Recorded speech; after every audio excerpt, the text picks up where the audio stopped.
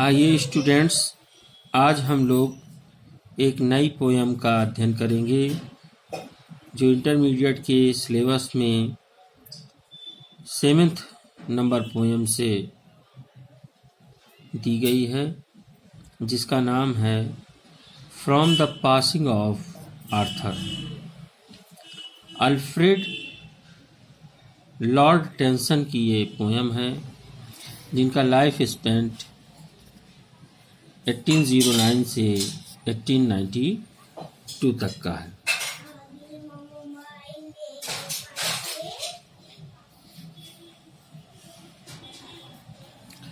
Alfred Lord Tennyson was born at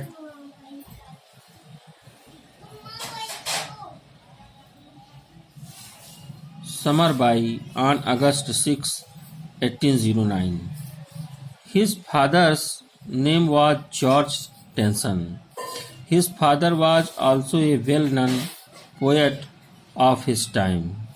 He was educated at Trinity College, Cambridge. There he became an intimate friend of Arthur Henry Hallam.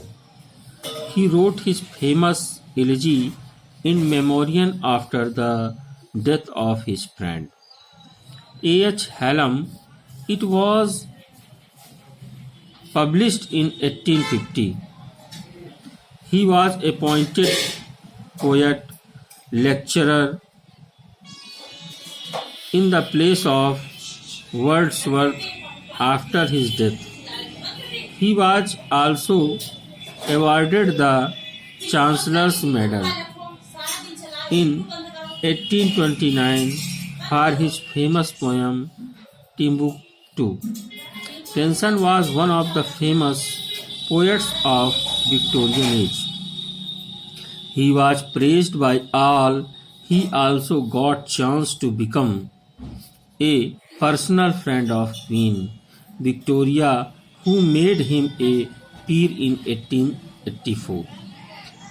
He wrote so many poetic collections. These are the Princess Ideals of the King and Maud. His notable poems are Break, Break, Break, Ideal Tears, Ulysses Crossing the Bar, The Charge of Light Bridge. When he died in 1892, he was buried in Westminster Abbey. About the poem. मित्रों, आइए हम देखते हैं कि इस poem में Alfred Lord tension ने क्या बताया है और इस पोयम में के टेक्स्ट में क्या है, इसका थीम क्या है। In this poem the author gives last message to his follower.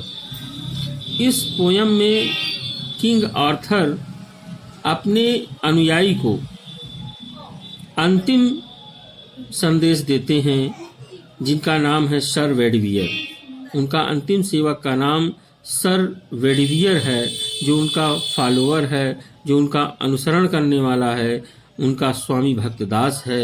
Sir वेडवियर को वह अंतिम संदेश देते हैं दैट कि change is the law of nature, कि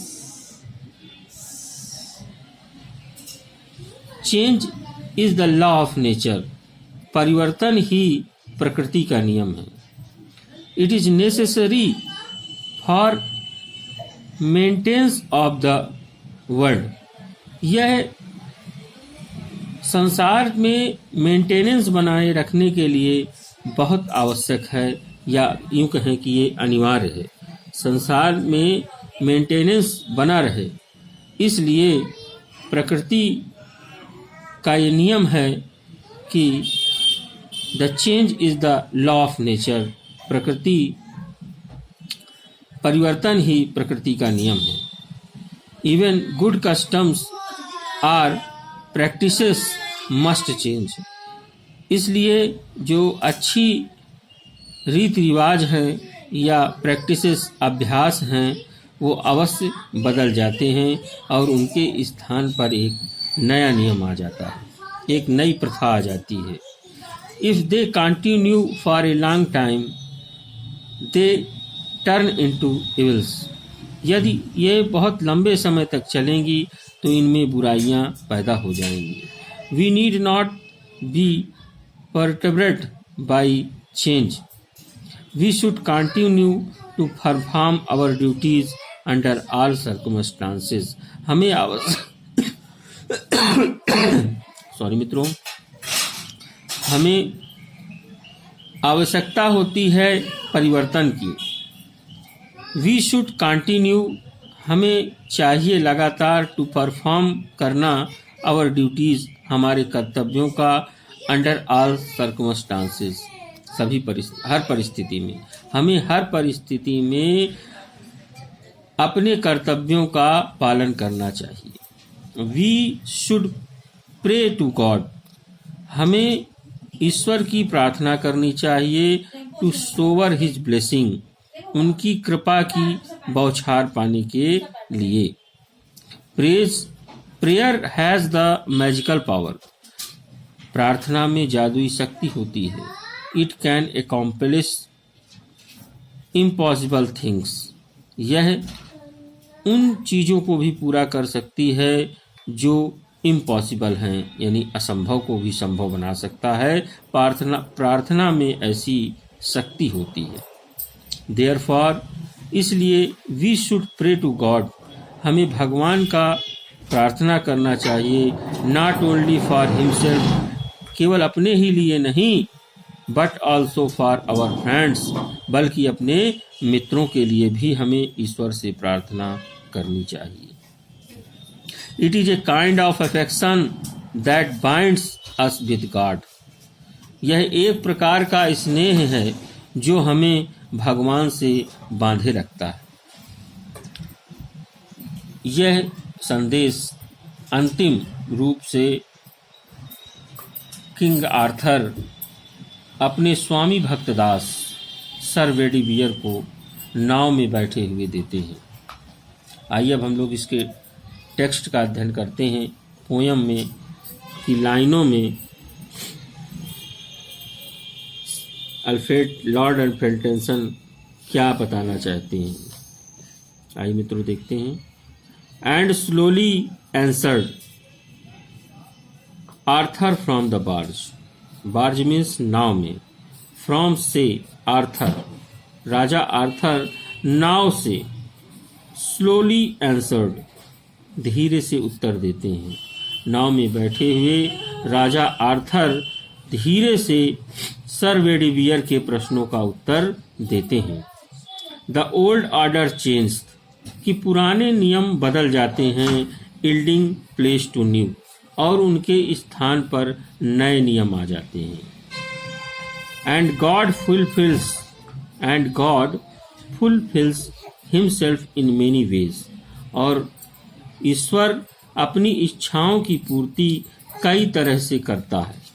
ईश्वर अपनी इच्छाओं की पूर्ति कई तरीके से करते हैं।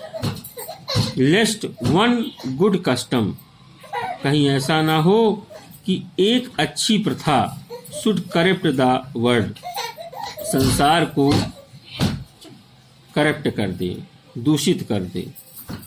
कंफर्ट दाई सेल्फ, तुम अपने में कंफर्ट ढूंढो, आराम ढूंढो, दृढ़ता ढूंढो।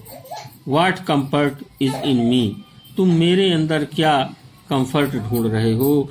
यानी पोएट का कथन है कि आप अपने अंदर दृढ़ता खोजिए, मेरे अंदर मत खोजिए। व्हाट कंफर्ट इज इन मी, तुम मेरे अंदर क्या कंफर्ट, आराम खोज रहे हो। तुम धैर्य रखो। कंफर्ट दाई सेल्फ, आप धैर्य रखिए और मेरे अंदर धैर्य मत खोजिए।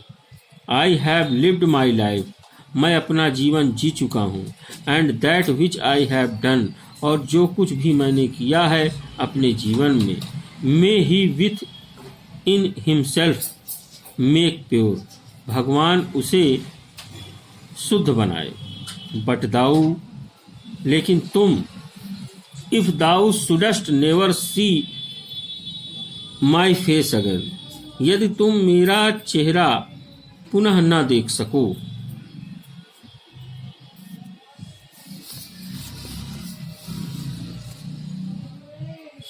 प्रे फॉर माई सोल, तो मेरी आत्मा की शांति के लिए प्रार्थना करना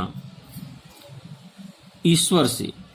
मोर things are wrought by prayer, क्योंकि बहुत सी बिगड़े हुए कार्य बाय प्रेयर, प्रार्थना के द्वारा, देन दिस वर्ल्ड, इस संसार में, ड्रीम्स ऑफ, जिसकी हम कल्पना भी नहीं करते हैं। उसका कहने का मतलब है कि यदि तुम मेरा चेहरा दोबारा न देख सको तो ईश्वर से मेरे लिए प्रार्थना करना, क्योंकि बहुत सी चीजें प्रार्थना के द्वारा बन जाती हैं संसार में, जिसकी हम कल्पना भी नहीं कर सकते। वेयरफॉर लेट दाई वॉइस, इसलिए लेट दाई वॉइस, तुम अपनी आवाज को राइज, उठाकर, लाइक ए फाउंटेन, झरने की तरह। फॉर मी, मेरे लिए, नाइट एंड डे, दिन और रात। फॉर व्हाट, प्रार्थना करना।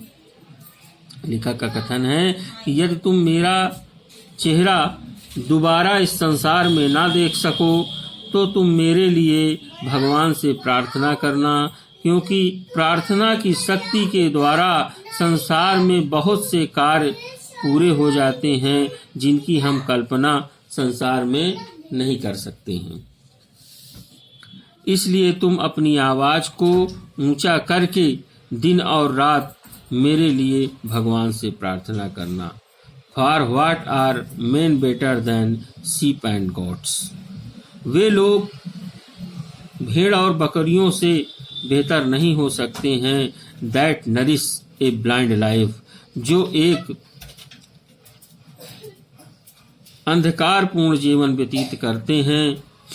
विथ इन द ब्रेन, दिमाग होते हुए भी, जिनको भगवान दिमाग दे रखे हैं और वे लोग अंधकारपूर्ण जीवन जीते हैं, तो वे यानी वे प्रार्थना नहीं करते ईश्वर की, ईश्वर को जानते हुए, तो वे लोग भेड़ और बकरियों के समान होते हैं, उनसे बेहतर नहीं हो सकते हैं।